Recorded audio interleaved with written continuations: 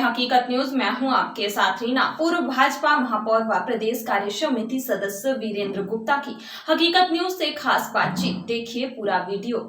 हकीकत न्यूज के सवालों का बड़ी बेबाकी से जवाब दिया। मैं संजीव निगम हकीकत न्यूज के साथ स्वागत करता हूं वीरेंद्र गुप्ता जी का।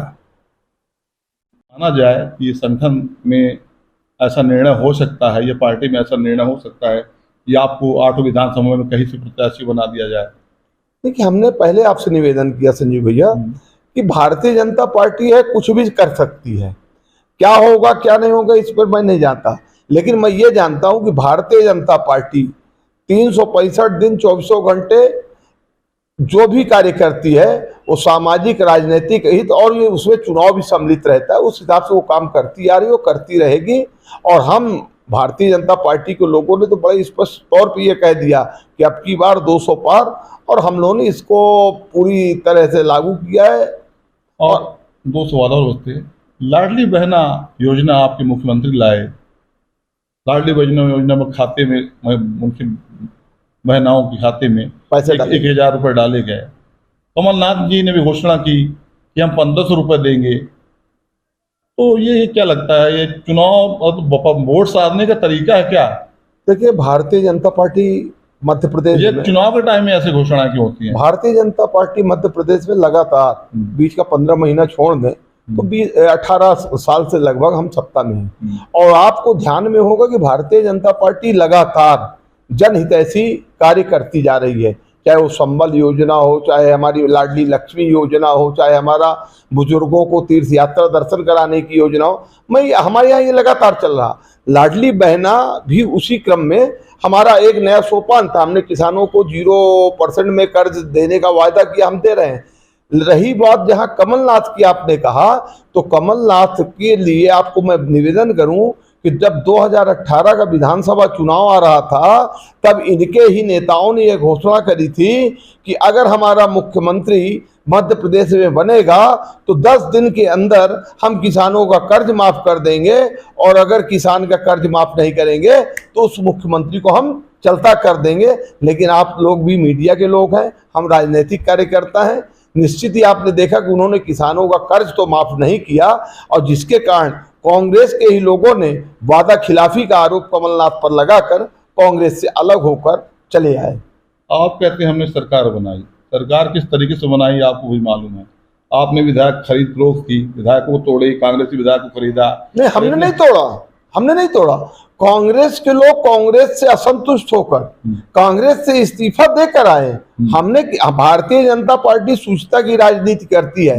आपको मैं निवेदन करना चाहता हूं, पंडित अटल बिहारी वाजपेयी ने कहा था, अगर खरीद फरोख्त करके हमको सरकार बनानी पड़ेगी तो ऐसी सरकार। हकीकत न्यूज में संजीव निगम कुछ खास मुद्दों पर प्रदेश कार्य समिति सदस्य वीरेंद्र गुप्ता जी से चर्चा करने आया है। दूसरा सवाल गुप्ता जी यह था कि आज राजनीति का व्यवसायीकरण हो गया है। बताया गया हमें कि भगवत शरण माथुर जब थे, उनका संघ में काफ़ी बड़ा कद था, संघ के थे, उनके अनुशंसा पर आपको महापौर की टिकट दी गई, और आज वो दुनिया में नहीं है। तो उनके लिए क्या कहेंगे आप, भगवत शरण माथुर के लिए? देखिए, भारतीय जनता पार्टी बिंद के लिए भगवत शरण माथुर जी वरदान थे। माननीय माथुर जी 1997 में भारतीय जनता पार्टी के रीवा संभाग के संगठन मंत्री बनकर आए, और 98 में पहली दफा भारतीय जनता पार्टी के 2 विधायक जीते। फिर 2003 में हम 5 विधायक जीते, सांसद जीते। 97 में उनके आने के तत्काल बाद हम रीवा में जो डायरेक्ट इलेक्शन हुआ उसमें महापौर का जीते। तो निश्चित ही माननीय माथुर जी का पूरे बिंद में भारतीय जनता पार्टी को बढ़ाने में बहुत बड़ा योगदान है। ठीक है, 230 सीटों पर चुनाव होंगे, कभी भी घोषणा हो सकती है। 230 सीट, ये बताइए कि जिस तरीके से आप लोग कर्नाटक का चुनाव हारे, हिंदुत्व कहीं ना कहीं कमजोर पड़ रहा है। पूरा हिंदुत्व का एजेंडा लगा दिया भारतीय जनता पार्टी ने, और कर्नाटक का चुनाव हार गए। इसको लेकर आपके संगठन ने क्या समीक्षा की, क्या परिणाम रहा? यहाँ तक कि एजेंडे में कांग्रेस पार्टी ये भी लाई कि हम बजरंग दल पर बैन करेंगे। इस विषय पर आपकी क्या राय है? देखिए, हम कर्नाटक का चुनाव हारे, हमने उसको जनता का जनादेश मानकर सिरोधार्य किया। उन्होंने कहा हम बजरंग दल पर प्रतिबंध लगाएंगे, उनकी औकात नहीं है। कांग्रेसियों को मैं चैलेंज करता हूं कि बजरंग दल पर प्रतिबंध लगा कर देखें।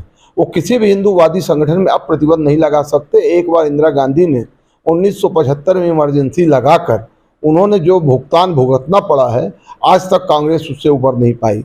रही बात, आप ये सवाल हमारी जगह कांग्रेसियों से पूछिए कि जब वो चुनाव हारते हैं तब वो संवैधानिक संस्था हमारा जो निर्वाचन आयोग है उस पर प्रश्न चिन्ह खड़ा करते हैं, इलेक्ट्रॉनिक वोटिंग मशीन पर प्रश्न चिन्ह खड़ा करते हैं। आप उस मुद्दे पे जवाब दीजिए, वो चीज अलग विषय है। बजरंग दल पर बैन लगाने की बात कही, उस बात मुद्दा ये है, लेकिन लगाया तो नहीं ना। लगाया तो देखिए, उन्होंने, उनका मन है वो कुछ भी कहें, उनका मन हो। देखिए, कांग्रेस सदा सर्वदा एक पक्ष को लेकर चलने की राजनीति की, उसी का दुष्परिणाम है कि जो बरसों तक कांग्रेस इस देश पे राज करी, प्रदेश पे राज करी, आज वो हाशिए पे खड़ी दिखाई देती है। इक्का दुक्का जगह आ जाती है, लेकिन आज वो राष्ट्रीय दल नहीं रहा जो राष्ट्रीय दल के रूप में वो उसकी मान्यता थी। देखिए, जिस तरीके से आप कह रहे हैं, कहीं ना कहीं आप हिमाचल का चुनाव हारे, कर्नाटक का चुनाव हारे, कई जगह पे चुनाव जीते भी, तो इस यह कहना उचित नहीं होगा कि मतलब कांग्रेस राष्ट्रीय दल नहीं है। 60 साल उसने देश में राज किया है। मानते हैं आपके संगठन मजबूत था, परिस्थितियां ऐसी थी, मोदी जैसा नेतृत्व आप लोगों को मिला जिसने भाजपा को मतलब एक ऊंची चोटी पे ले जाके बैठाया। अब बात हम जमीनी स्तर पर करते हैं। 8 विधानसभा सीटों में चुनाव होंगे। जब टिकट बंटवारे की बात आती है, तो आपके यहाँ एक अलग फैशन टाइप का चल जाता है कि जो पैसे वाले हैं, व्यवसायी लोग हैं, उनको टिकट दे दी जाती है, और धरातल के लोग हैं उनके साथ अन्याय होता है। ऐसा कह सकते हैं। कई क्षेत्र ऐसे, जैसे मऊगंज का क्षेत्र है, और मैं बहुत से क्षेत्र गिना सकता हूँ जहां आप वीरेंद्र गुप्ता जी से करने जा रहा है, पूर्व महापौर जी से, कि आप संगठन में इतने सक्रिय रहे, हर जगह कहीं ना कहीं आपकी भूमिका दिखती रही, लेकिन जब टिकट बंटवारे की बात आती है तो जो जमीनी स्तर के कार्यकर्ता, संघ में आपने अपना समय दिया, विश्व हिंदू परिषद में आपने अपना समय दिया, बजरंग दल से भी जुड़े रहे, पार्टी का भी साथ दिया, लेकिन जब आज पार्टी में टिकट देने की बात आती है तो पिछले साल विधानसभा के चुनाव हुए, आपको भी ज्ञात होगा, तो 8 विधानसभा में ऐसी कोई विधानसभा से आपको टिकट क्यों नहीं दी गई? देखिए, भारतीय जनता पार्टी कार्यकर्ता आधारित दल है, और राजनीति में जरूरी नहीं कि हर कार्यकर्ता को सब कुछ प्राप्त हो। भारतीय जनता पार्टी जब समय आएगा तो हमारे विषय में भी विचार करेगी, हमारे लिए विचार करेगी कि हम किस लायक, कहाँ उपयुक्त हैं, और निश्चित तौर पे पार्टी विचार करेगी, और पार्टी में हम सब लोग कार्यरत हैं। आज देखिए संजीव भैया, जब हम लोगों ने भारतीय जनता पार्टी में काम शुरू किया था, तब हम लोगों को कल्पना नहीं थी कि मैं 5 साल मेयर रहूंगा, राज्य मंत्री का दर्जा होगा। तो सवाल, आदरणीय गुप्ता जी, आप भारतीय जनता पार्टी में, ऐसा हमें जानकारी हुई कि प्रवीण तोड़िया जो विश्व हिंदू परिषद के सर्वोच्च सर्वा थे, उनके कहने पर आपने बीजेपी ज्वाइन की, क्या ये बात सही है? नहीं, प्रवीण तोड़िया जी नहीं, भारतीय हमारे राष्ट्रीय स्वयंसेवक संघ विभाग प्रचारक जो हुआ करते थे, उन्होंने कहा कि आप लोगों को, अच्छे लोगों को राजनीति में बढ़ चढ़ के हिस्सा लेना चाहिए। माननीय जुगराज सर जी द्विवेदी थे, उन्होंने कहा, तो हम लोगों ने बिल्कुल तय कर लिया कि जब हमारे माननीय विभाग प्रचारक जी कह रहे हैं, तो हम लोगों ने राजनीति में प्रवेश किया, और राजनीति पूरी तरह से बढ़ चढ़ के हिस्सेदारी की, और उसका परिणाम है कि भारतीय, आपका महापौर का जो कार्यकाल था वो कितने वर्ष, 5 वर्षों का था? 5 वर्षों का था। 2004 में चुनाव हुआ था। हमारा शपथ कार्यकाल 2005 से 2010 तक रहा। चौथा सवाल, हकीकत में इनमें संजीव निगम कुछ खास मुद्दों पर प्रदेश कार्य समिति सदस्य वीरेंद्र गुप्ता जी से चर्चा करने आया है। दूसरा सवाल गुप्ता जी यह था कि आज राजनीति का व्यवसायीकरण हो गया है।